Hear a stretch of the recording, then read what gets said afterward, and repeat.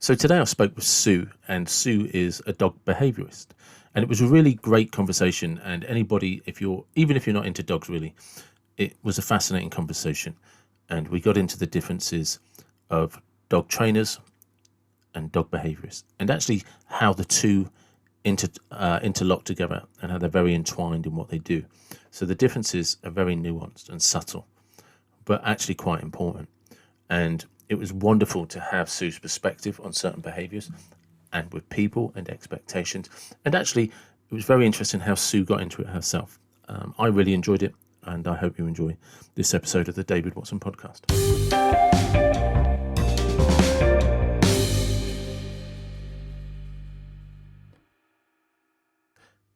Good morning. Welcome to the David Watson podcast. How are you?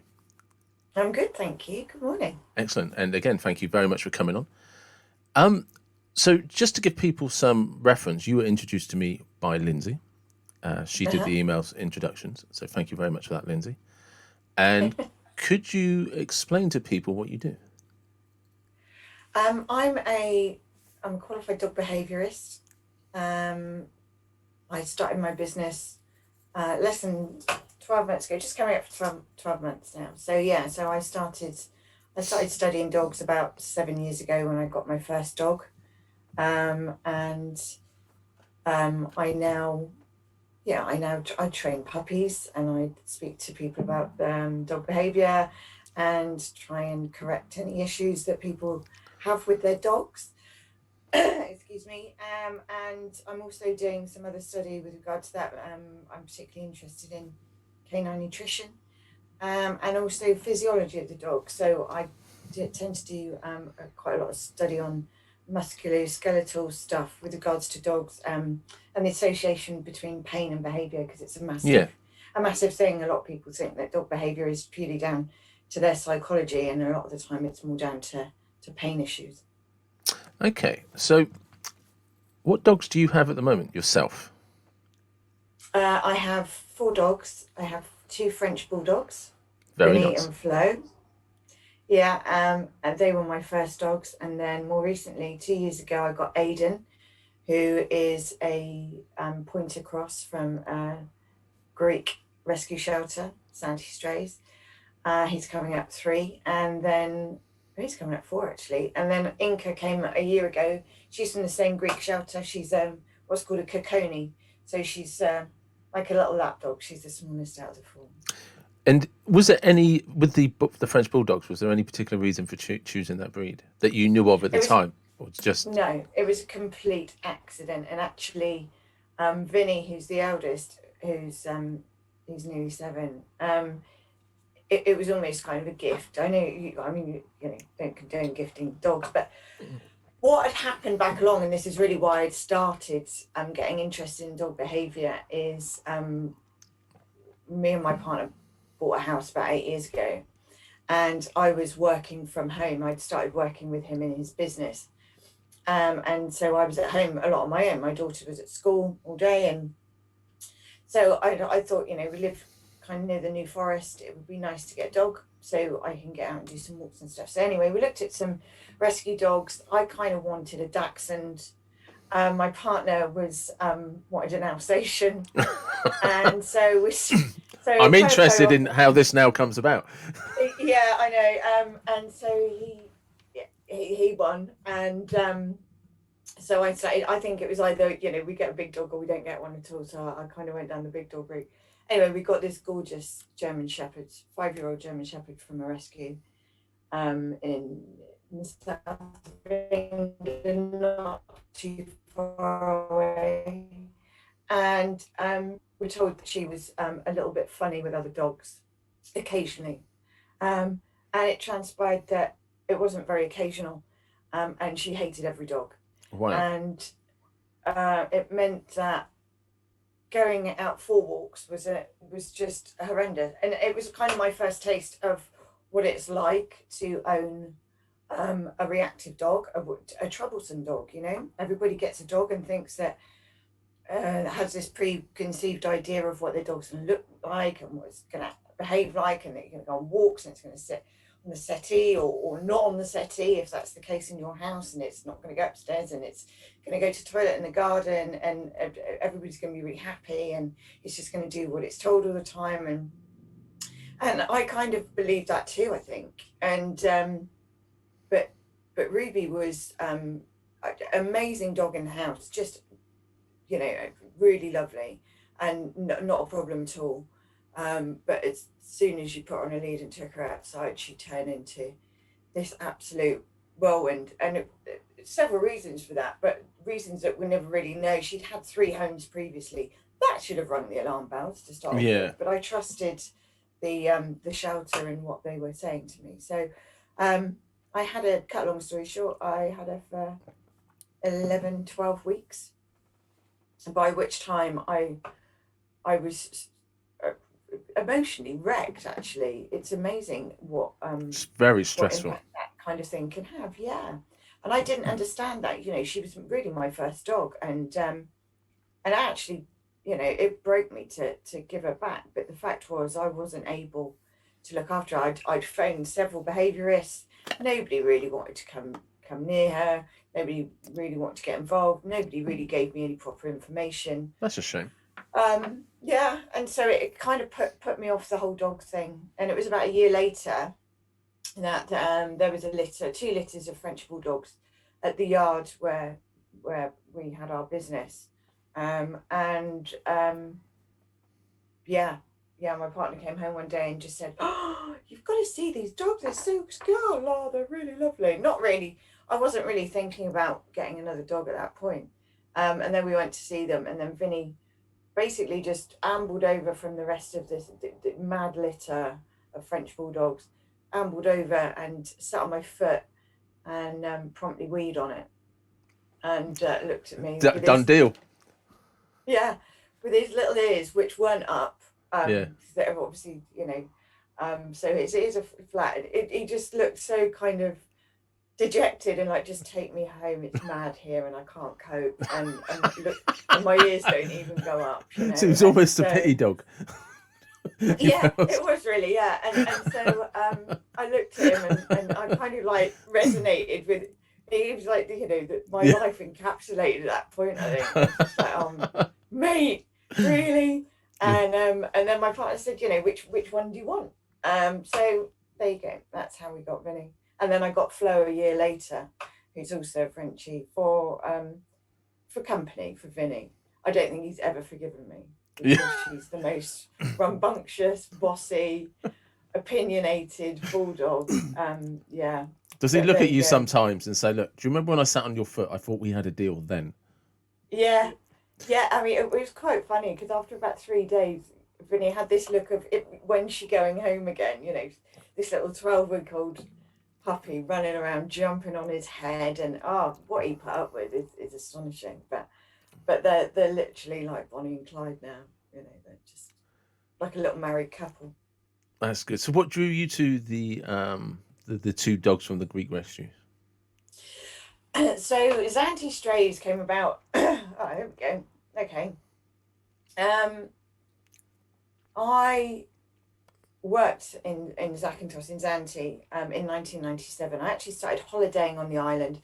For those of you who don't know, Zante is a small Greek island in the Ionian Sea, just south of. It's not too far from Crete, and it. I'm just trying to think of the name of the other island. It's left me for a minute. But anyway, it's kind of it's nearer to the UK than all the other Greek islands on the other side, and I went there for one of my first main holidays in 1991. Kind of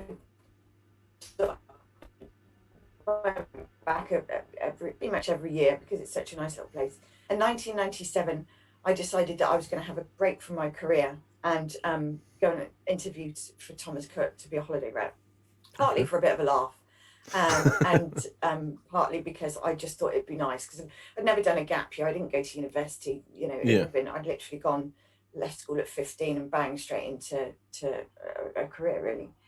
So I did that. I went off to Bromley and did my interview, and I wanted to go to Cyprus. I wanted to get placed in Cyprus because I'd been there only a few months before, actually. Met some English people, obviously there's a big expat community, and thought it'd be really cool to do a season over there. But I didn't get Cyprus, and they sent me the letter the next morning. Bizarre recruiting process for that kind of thing back then. So I'd gone for this interview in London, like an all-day interview. You have to stand up and do talks and all that kind of bit, and written tests and maths and all that sort of stuff. And then literally, because it was creeping up to when the season starts over there, which is May, this was about the beginning of April. So it was the last intake of the reps. And I'd gone back home on the train about 4 o'clock in the afternoon. The next morning, I get a letter in the post, because there was no emails or anything then, and to say that yes, I had been successful, and yes, I'd been weirdly given Zante.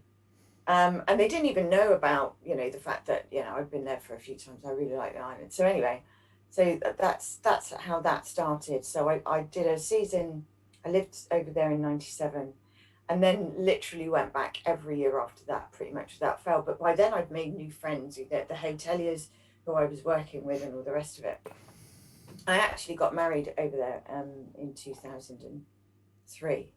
But anyway, and so there had always been a real issue with stray dogs over there. There'd always been a problem. And I remember living in the apartment in Kalamaki, and oftentimes we'd come down the stairs. There was 2 other girls in my apartment, and there'd be some dog hovering around. So invariably we'd feed it, we'd try and de-flea it and de-tick it and things like that, and then just kind of send it back off into the wild, sort of thing. But it was about 5 years ago. I went back to holiday, and they built a shelter there. Okay. Somebody had managed to do some fundraising, and they built the shelter. So the next year when I went back, I kind of looked it up online when I came home, and so I basically, my holidays now don't involve really holidaying much, and the first part of the day up to the early afternoon involves me going and shoveling dog poo, and and washing down concrete slabs and seeing all these guys. But so I went to my first year that I actually went to help at the shelter. Aidan was there. There was about 120 dogs, and I did some videos at the time, actually, which is quite interesting. But he was in one of the pens with some of the nicer dogs, the less sort of desperate, I suppose, bless them. But he was really sweet and good natured and really soft mouthed, and then he just got to the point where he just followed me around the pen wherever I went with my little brush, and putting the food in the tins and all that kind of stuff. And then he started waiting for me every morning. So he obviously had a plan in the background. I can say, I get a sense that the 2 dogs for definite just know that, hang on a second, this one will take me home. Yeah. Well, and Astrid, an amazing lady, Dutch lady who runs the shelter, who lives over on the island, who's there literally 365 days a week. She said to me, look at him again. And I've got a photo of him in it. I mean, the pen, I mean, forget Battersea, it's just nothing like that. This was kind of what you'd consider to be a construction site where they kind of scraped a bit of a gap. They'd thrown up some wire mesh fencing. Yeah. And basically the dogs were led on all the concrete and the rocks and everything else. Just that they couldn't get out and nothing could get to them. But there was like a breeze block kind of shelf at the front of each, where they kind of tried to, build half a foundation of something. And he used to rest his head on this breeze block and watch me the whole time. So for the 4 hours or whatever I was there in the morning, he'd literally just sit and watch me go up and down, up and down. And as soon as I came in the morning, they go absolutely bananas. 100 odd dogs. Yeah. They hear you coming through the main gate, and they will start. And but he'd just be led there with his head on the breeze block, watching me wait, because he knew I'd go in and see him and probably spend. He knew you were taking him home. Well, I did, and that wasn't the plan. You see, that was never the plan. Because I already had 2 dogs, and I wasn't obviously working as a dog professional then, but I then had to phone my partner and kind of plead to foster him. That was the plan, was just to get him out of there. He'd been there. He was dumped as a puppy. He was 8 weeks old, and he was dumped at the supermarket with all his brothers and sisters. So he was 15 months old by then. So he'd never been out of that cage for the whole time. And so You're not convincing yeah, me. You already have the dog. It's fine. yeah. You So sound like you're saying I the know case again. it's like right, yeah, I know. It's just, yeah, I can remember. You're reliving the like, conversation. no. But after about 4 weeks, we got him home. Because obviously he had to come home on the transporter, so it was about 5 weeks later. Sorry, it was only about 3 weeks later, actually. About 4 weeks later, somebody made an inquiry to adopt him.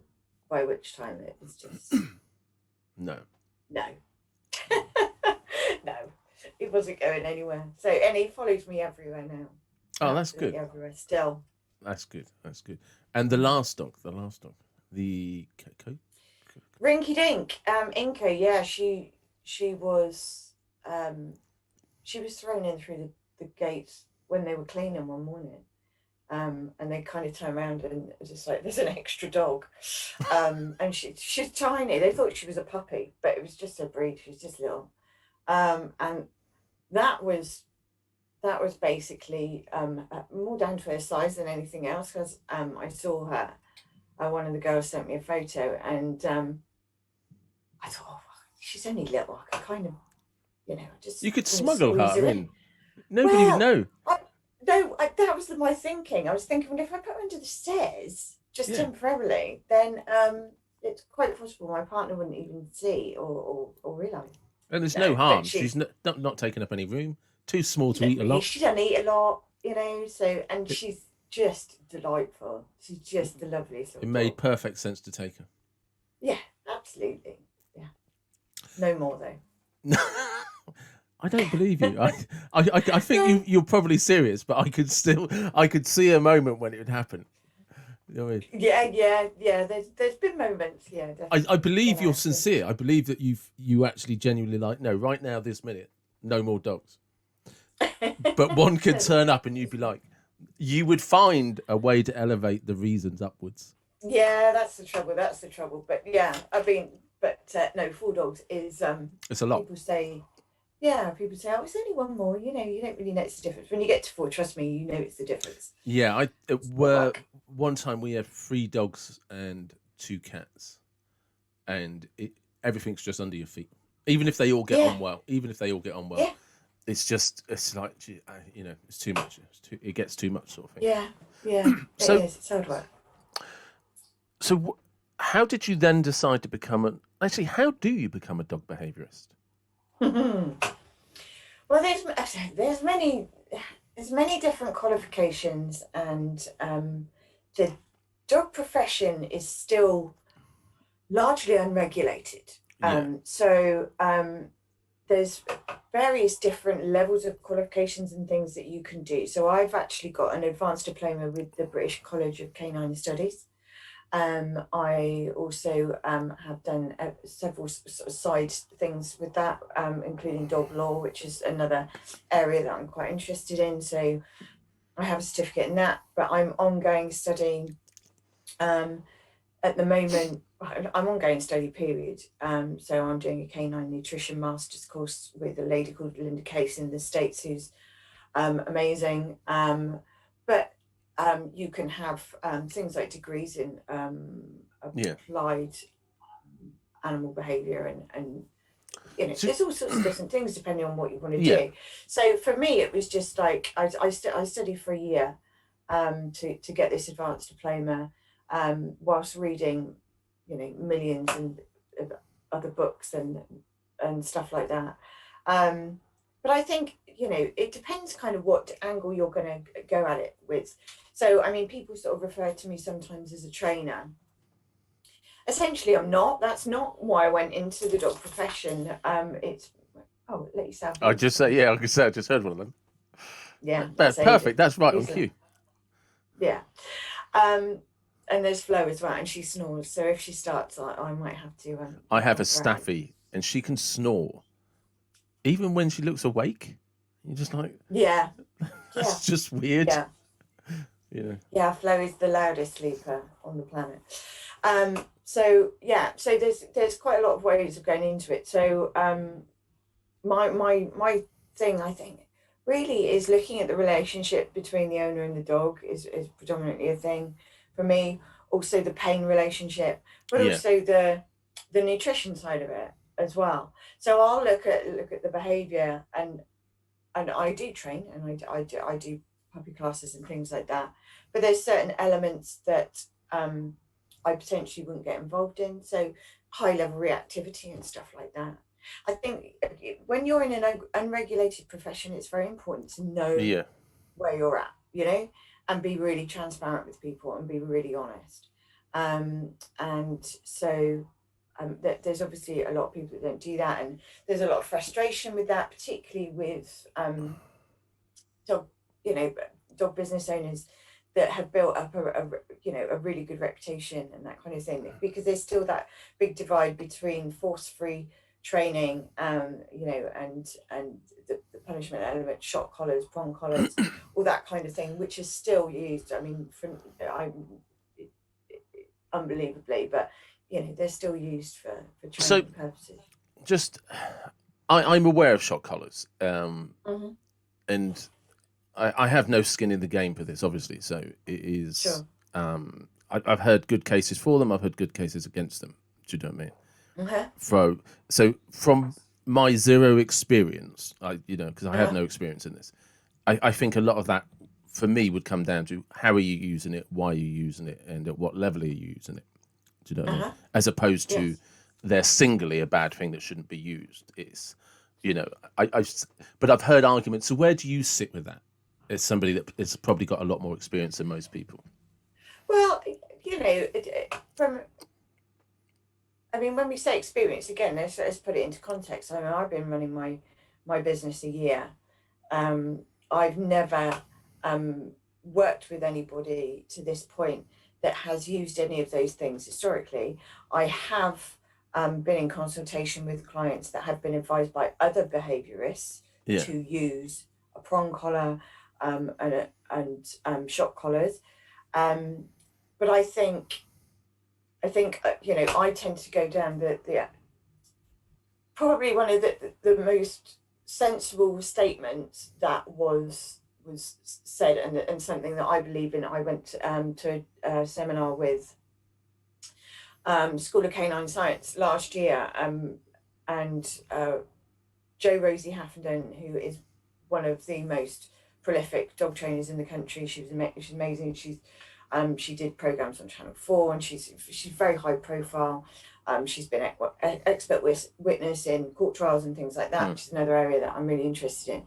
But she said the bottom line is that if you've got somebody that's either hell bent on using that kind of method for training a Right. dog, or if you're in a position whereby the only option, if it's ultimately for the dog's safety, and it means that that dog isn't going to be put to sleep as a consequence, then that's kind of your reason. It's really extreme. So what we're saying is if you have a dog that is going to either pose somebody else so much of a problem that it will be required by the court to be put to sleep, Yeah. or it's going to cause itself so much of a problem as to it's going to harm itself and essentially kill itself, and that is the only way of getting around it, then potentially you have an argument for the use of a shock collar. Yes. So it'd really be done around the basis of in the best interests of the dog, as opposed to Yeah, this. where you've got This is no, the yeah, yeah. As you've got opposed no, to no, you've this tried is the everything. very first thing we're going to try and use to train the dog. It's like no, hold back.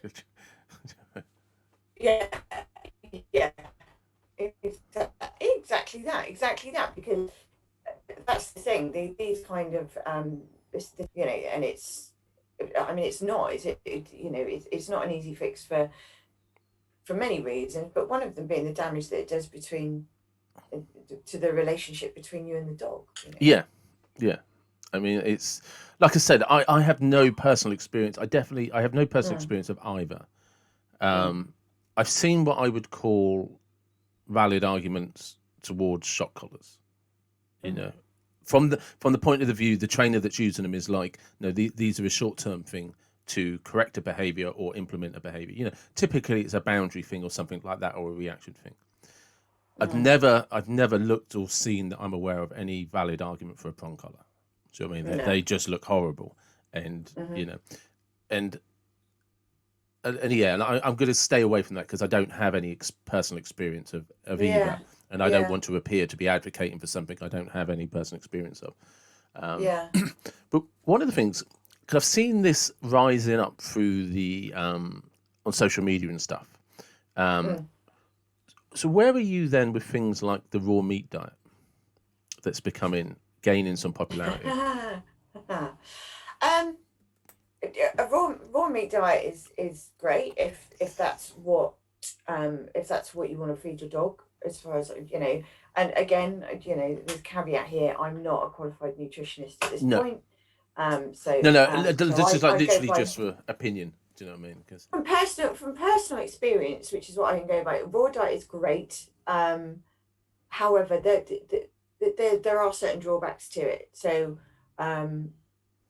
you've got raw meat hanging around for a start. yeah, Okay, so first off, 9 times out of 10, people are going to go for the pre-prepared raw diets, which are frozen invariably. So you need a large freezer, and then you have to be really organised and remember to defrost it all, and that can be a problem sometimes, especially when you've been to the pub the night before and you've yeah, forgotten to take it out. yeah. Um, And suddenly your but dog's having a bowl of sugar puffs. yeah, so don't joke. But yeah, it's great. It's great, but it's not totally essential.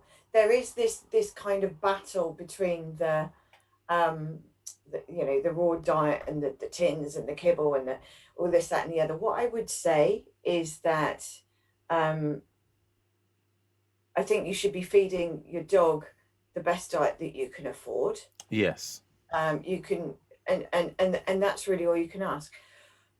Interestingly, I mean, I'm not a fan of kibble. I do feed my dog kibble very occasionally because again, it's a convenience thing. What is kibble? Um, but it's the little biscuits. Okay, yeah, yeah. Yeah, so the dried feed.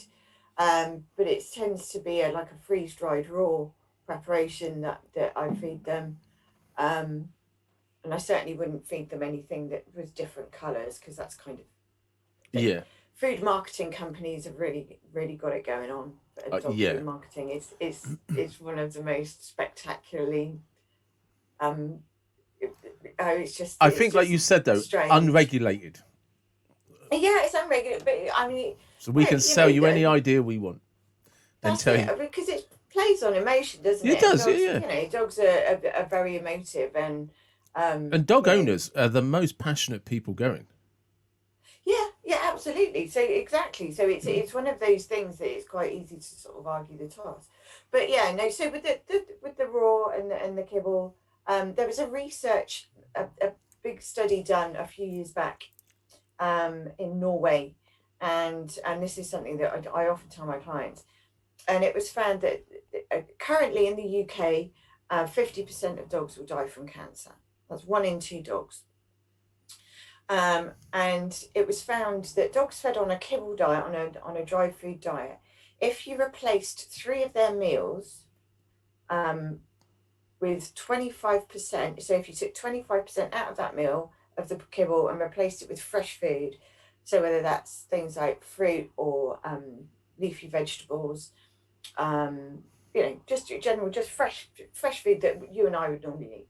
You did that 3 times a week, you would reduce their risk of cancer by up to 90%. Okay. 90%. So it's a That's an interesting. massive difference. Yeah, that's interesting. That's very, Yeah. very interesting. So Because cancer is a massive thing for dog owners. what I would say,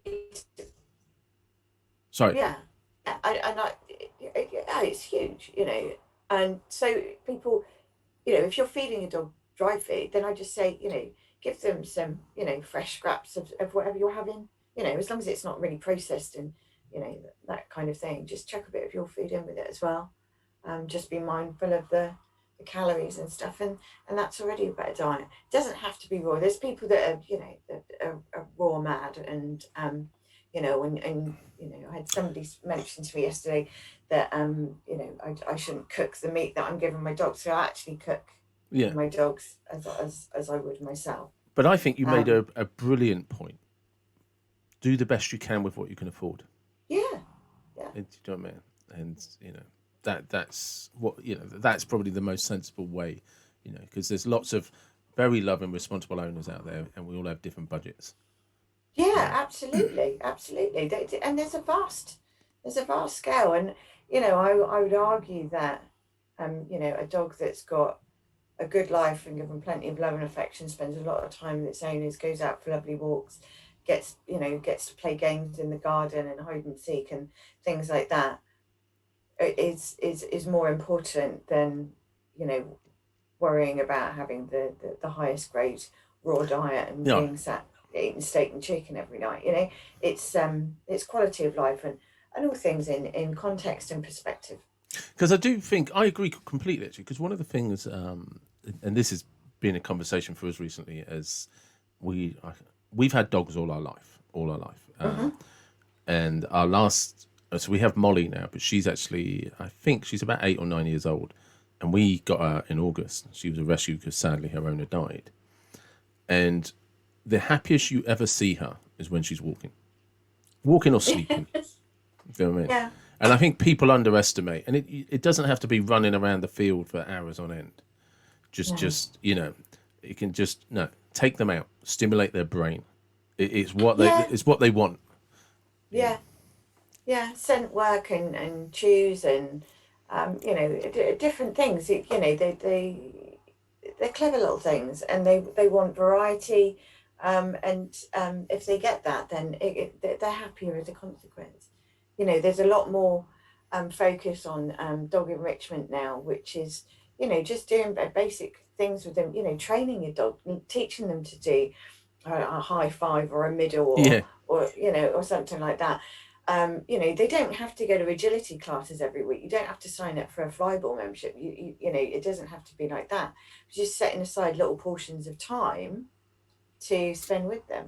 And as a multi-dog household like I am, that can be really tricky. So I kind of have to sort of rotate. Otherwise, I'd wake up in the morning, I'd have my breakfast, I'd go out for a dog walk, I'd come home, I'd make a cup of tea, I'd spend 4 hours training and doing scent work and hiding treats around the place. I'd take them out for a walk again, and then I'd go to bed.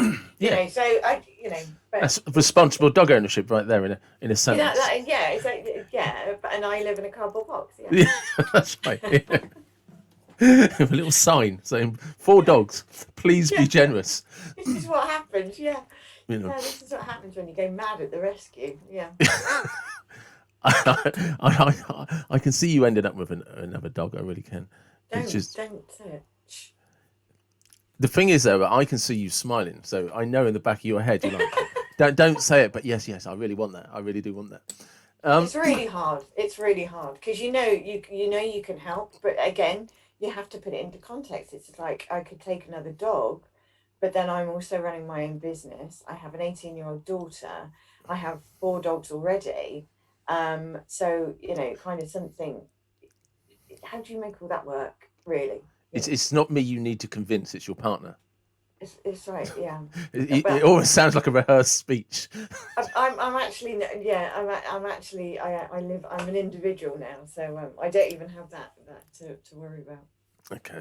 So one of the questions I wanted to ask you. So I'd imagine a common question would be, what the stereotypes of personality for dogs, their behaviours, per breed. I'm not interested in that. What are the stereotype of owners? Oh wow. Because you must. I'm just assuming, but you must like somebody walks in, you're that bloody owner, right? Okay. And there's a Yes, positive but I mean, of you get someone else, and you're like, oh, you're this owner. Oh, this is going to be great. yeah, it is. It's interesting, and human psychology is something that I've also been interested in. And before I even got involved in the dog side of it, I was studying. I I'm like a hobby study person, so I Yeah. did a diploma in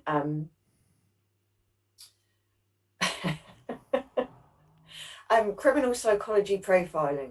Okay, so I did a diploma in that. I was very proud of that because I got 100% in everything, which is Well slightly done. unnerving because thank you very much. Because it was 12 case studies all on serial killers.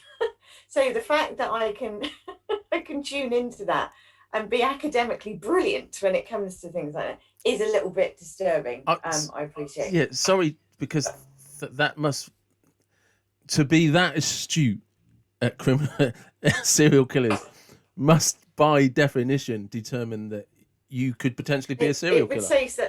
Yeah, it would say something like And that. I'm not, obviously, for my own safety, I'm not accusing you of being a serial killer. No, no, but I wouldn't. But if you But I draw the just find it dots, fascinating. But that's kind of the thing for me. I find it fascinating because it is about what makes people tick and that kind of thing. But when it comes to dog owners, yeah, of course, everybody, you could say that in any profession. I mean, having like a fitness background, I'd have people walk into my classes, and you would have the ones that yeah, would always be at the back. You'd have the ones that would always be at the front. The ones that would always drop out halfway through, having some kind of breakdown, and that kind of thing. Not every class, obviously, but yes, you get to know yeah. stereotypical, um, kind of, yeah, you know. But I mean, that's with anyone. You can box people into different things, and depending on which kind of assessment or But treatment, whatever you give them, you can box do, them any way you do want. you ever see certain owners, a certain type of owner with a certain type of dog? I wouldn't say that. I don't think I've been doing it long enough to do that really. I've seen really poorly mismatched dogs to owners, Oh, right. rescue dogs in particular. Yeah, Um, yeah, and let's face it, I'd know about that because that was me at the beginning. yeah, yeah, yeah, for sure. Um, so yeah, I've definitely seen that. The old dogs look like their owners kind of thing. Yeah, I suppose there is to a point.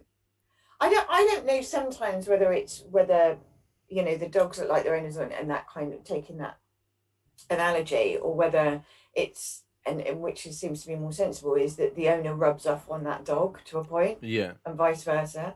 That you almost mold that dog into a sort of subversion of you. like I said, I didn't know Molly's owner before me. I do know because the family sent on the paperwork that she was about 18 months, 2 years old, and he rescued her from the RSPCA. But I also know because he was a very close friend of my uncle's. He was allegedly very strict about her. She had a bed. That's where she slept. She wasn't allowed on the furniture. She wasn't allowed to jump up. None of those. Okay, so she's been with us since August. She sleeps wherever she wants.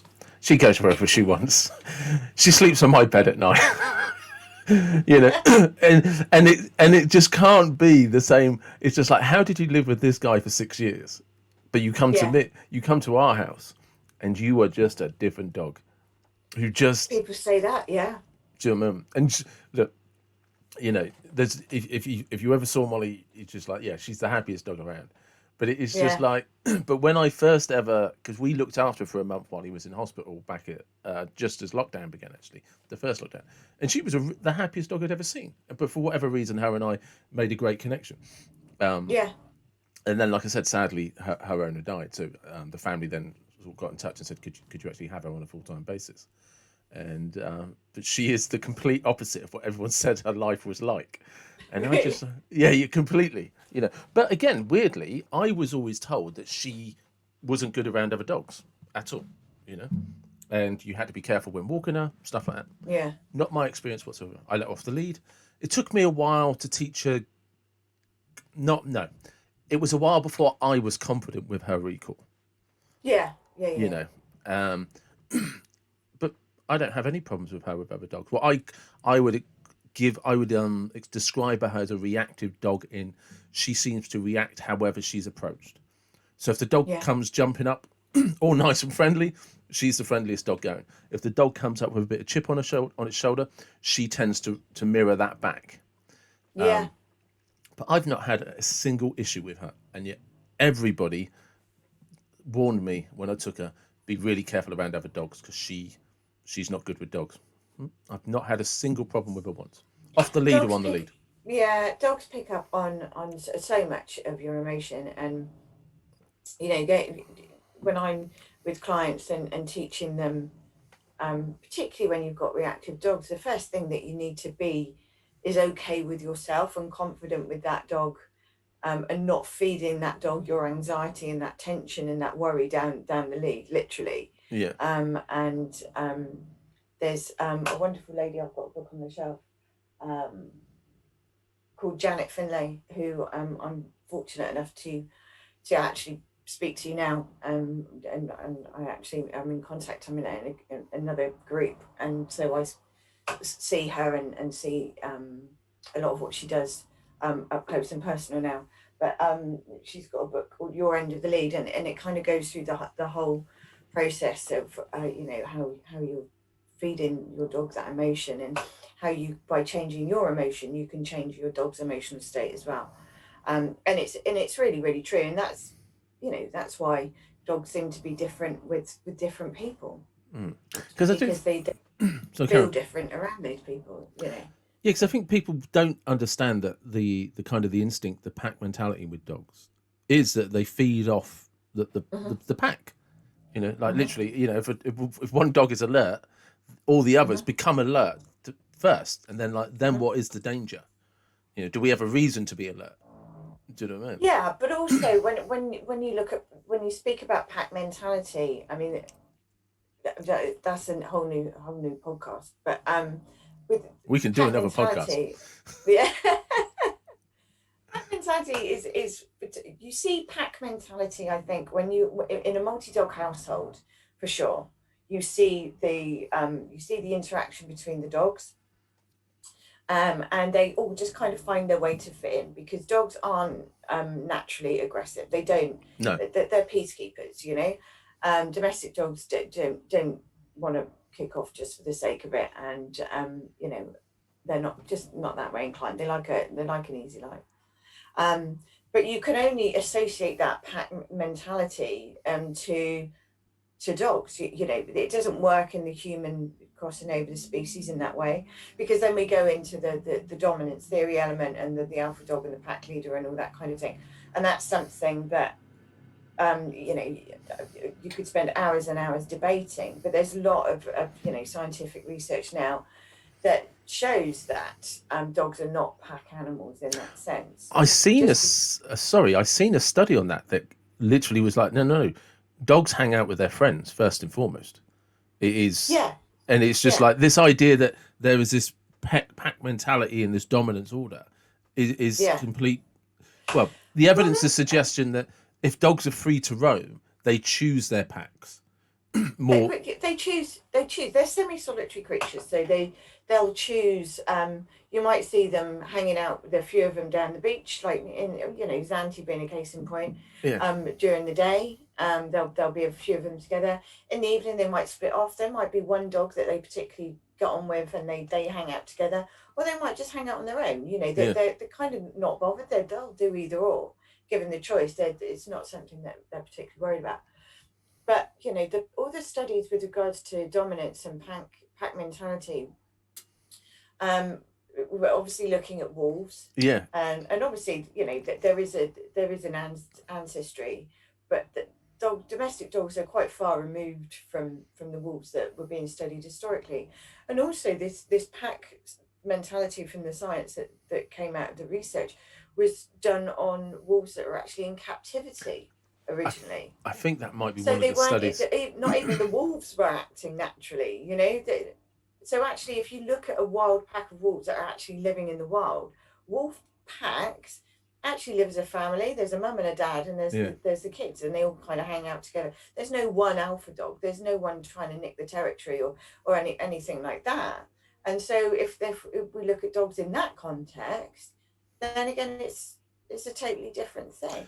So dogs, invariably, the dominance thing comes from dogs.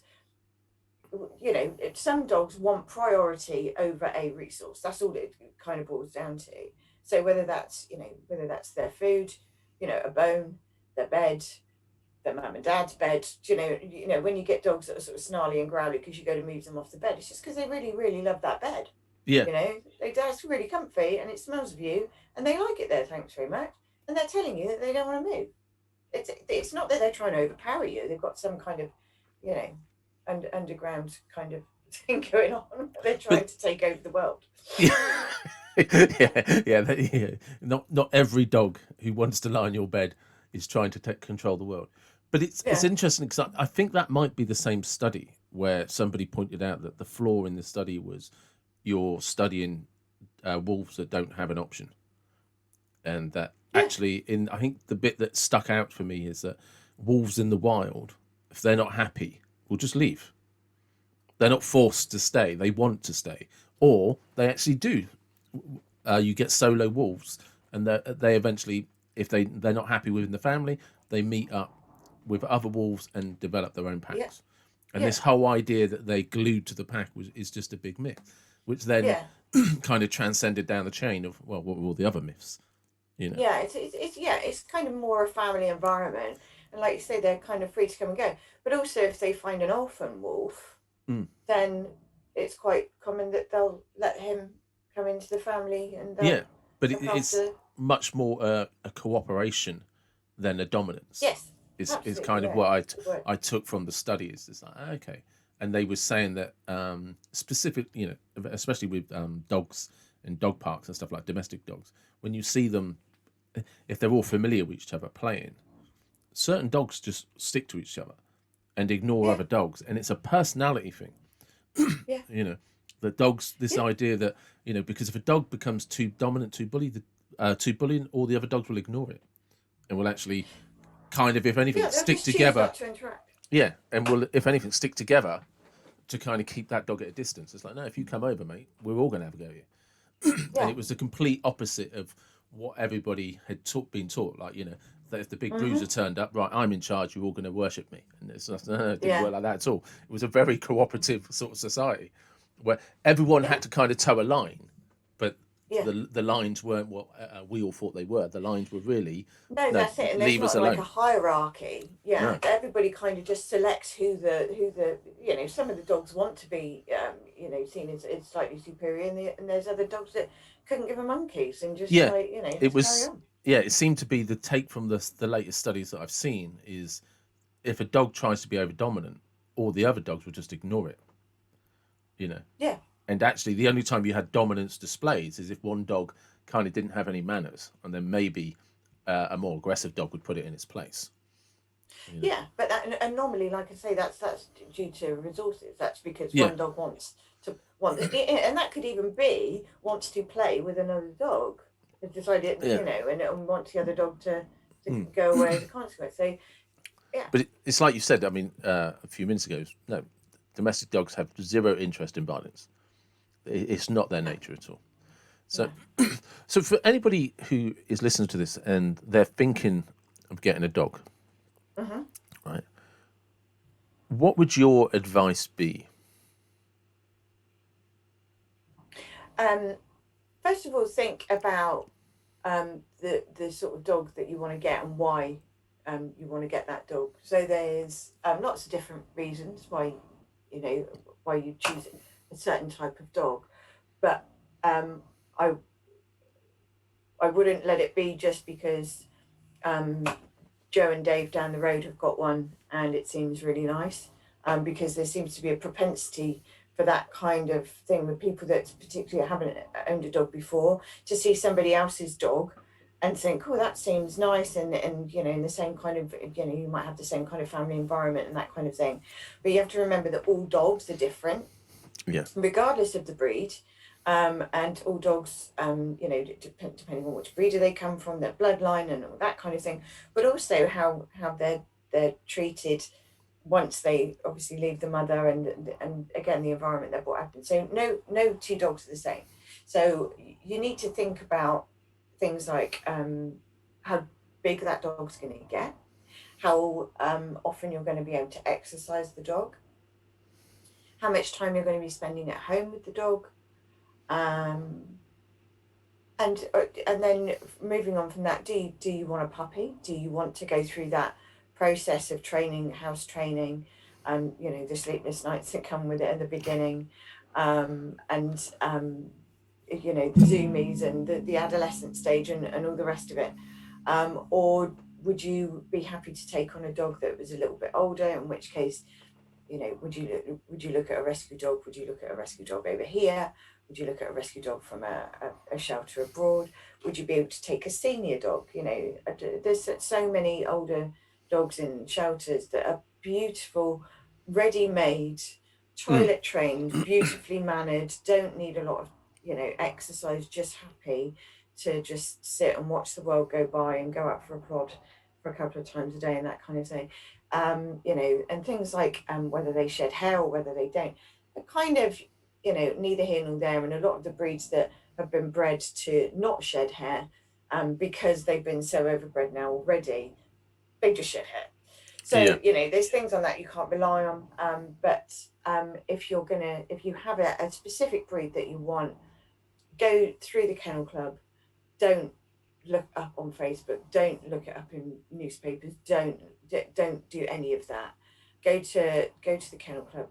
Get a registered proper breeder, and make sure that you see the parents. You don't hand over any money until you have done that, um, and um, and the breeder should be able to give you lots of advice and information about the dog that you're getting, and offer to take it back should it turn out that the dog's not for you. But yeah, and consider your kids as well. I think people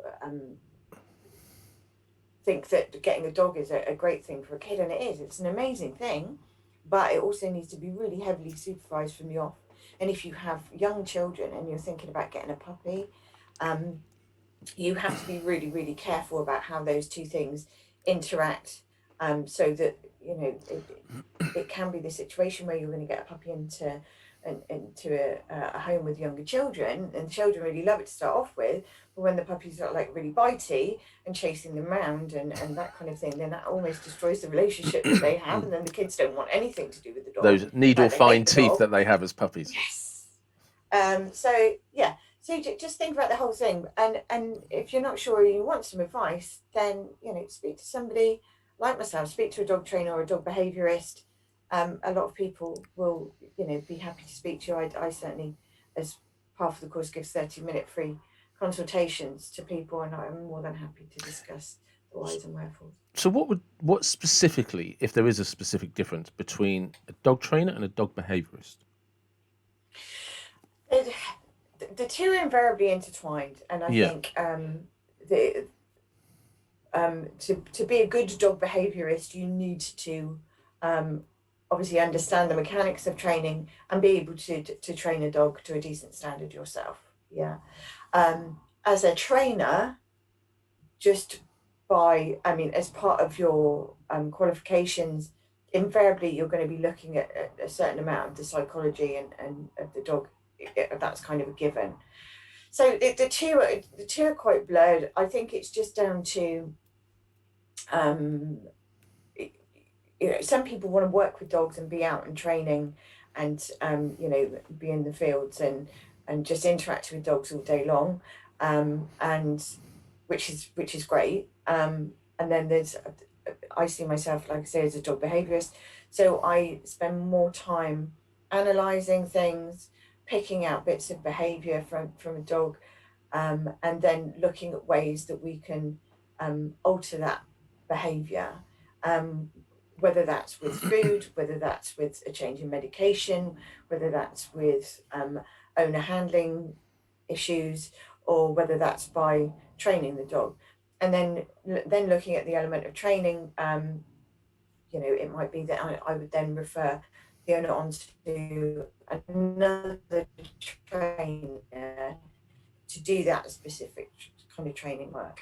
And likewise, you might have a trainer who is a trainer predominantly working with a dog, but then finding that there's certain behaviours that don't seem, that don't seem to be quite as they should be, or that are causing a problem with the training or whatever. And then they may in turn then, go and see a behaviorist as a result. There's kind of, spectrum ends, and they kind of blur in the middle. There's some amazing behaviorists slash trainers that do both. They do it wonderfully, So and they're yeah, great. so it's more Uh, how the individual focuses their practice more than the that's actual that. title in the role. Yeah. More down to personal preference of how you want to carry out your business and how you want to help the dog. Really. So would you say the being the dog behaviorist is kind of partly that interest that you had in psychology Yes. and the behavior of Totally. humans? Yeah. So it stems that the root is always just is kind of trying to figure out why we do what we do and how.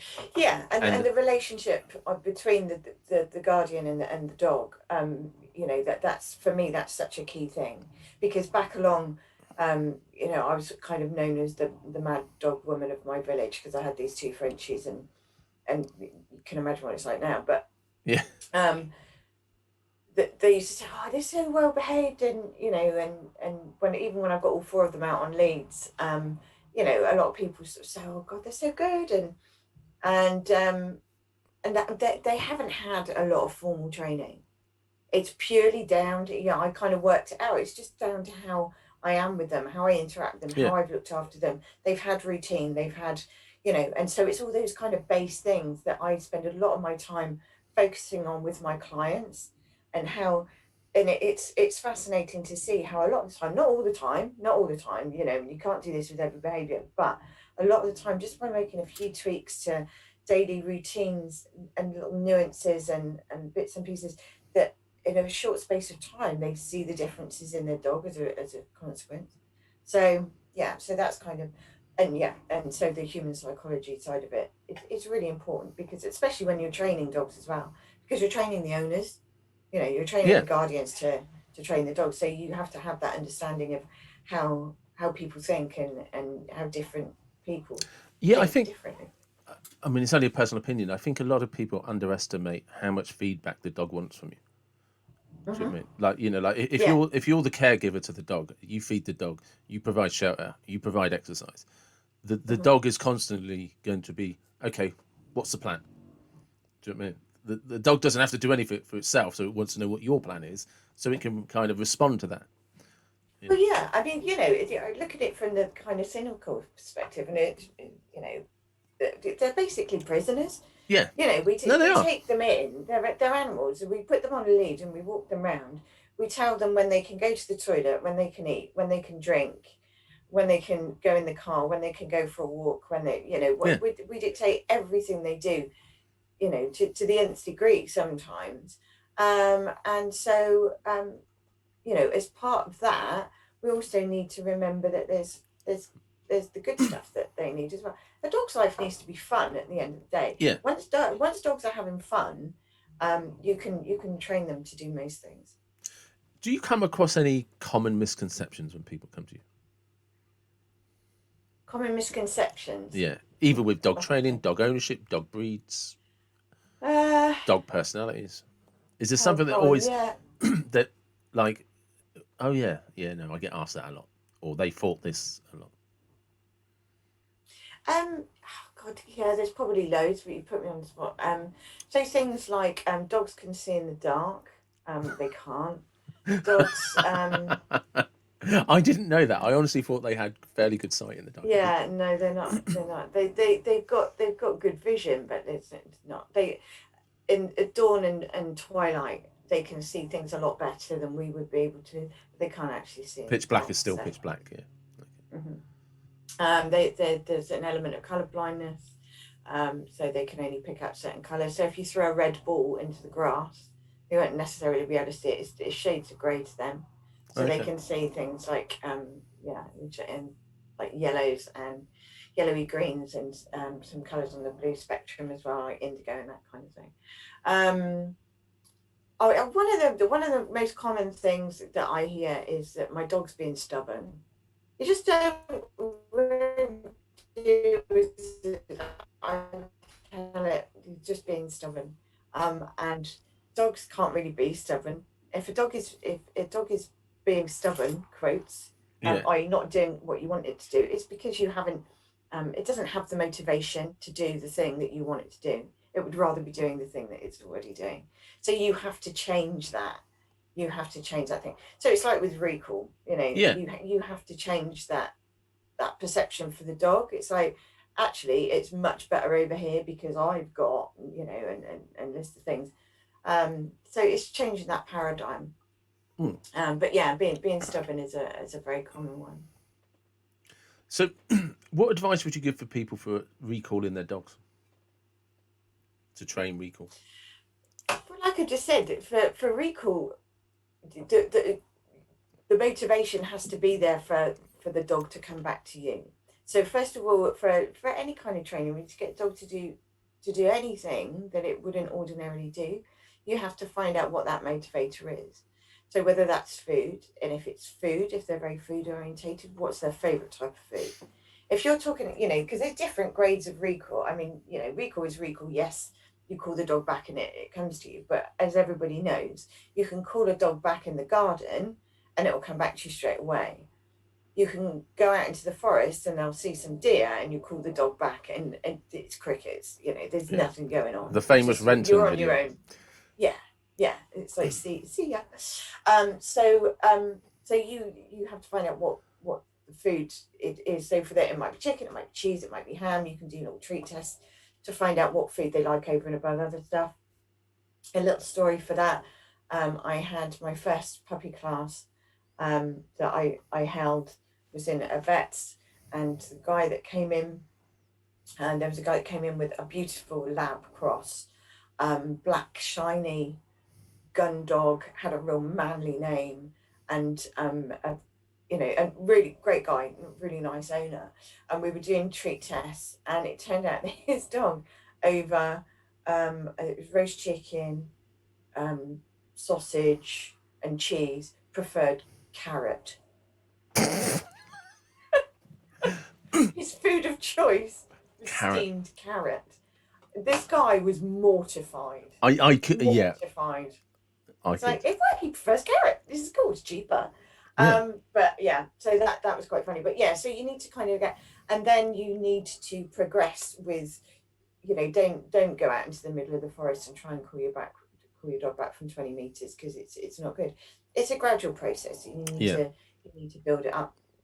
And you also need to make sure that your dog doesn't think that by coming back to you, you're going to pop it on the lead and rollick off home again as well, because that's not the greatest motivation. No, it becomes punishment, doesn't it? It's just like, if I come back, I'm going home. Well, yeah, exactly. If I come back and you're going to take me home to tell you, lots of little exercises with going backwards and forwards.